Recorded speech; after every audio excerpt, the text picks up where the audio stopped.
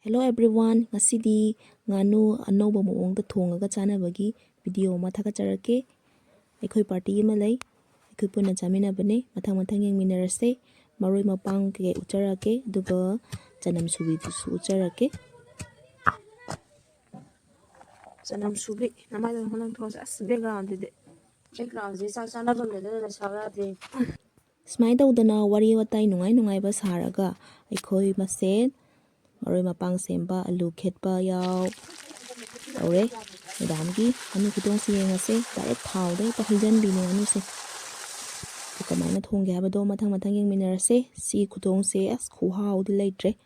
mayam so try tawraga yengbiyo kamaina thongge habado yengase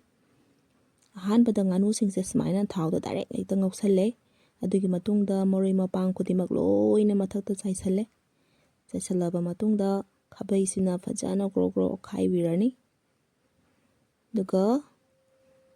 mahi thorak tribau ngaubirani mathangda amuk maroi mapang khara amuk chaisalani machal nungchal sing kari khara hapa yaba gai loina hapchalani duga fajana ngaurani yengminasi mayam kamaina tawge habado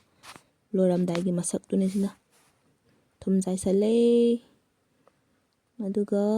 chabagi timing yaudringaida kari atopa machal yauge habado amuk yengminarase nganugi masaksidi wow fajabane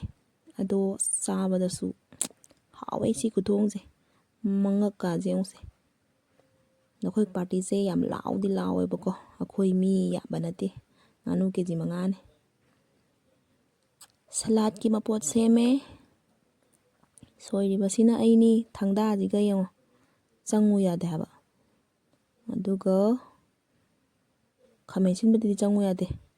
thabi dadi hoji thabi soiba do mo charakyo nai dre thabi dadi ma thabi ga yam yana ba male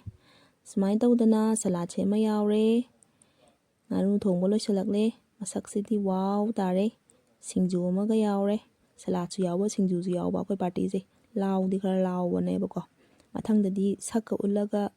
fajaba blog ama namjarake salad amu to tore smai tawdana yam nungaina akhoi manga haitare akhoi manga na nganu keji manga je chadare adum marakta adum chai akhoi khanguse yam hawe smai tawdana sigi party se loisankhre do mayam di nganu thongbase smaina thongbase charabra chadribra haibana chingbado comment ibiramu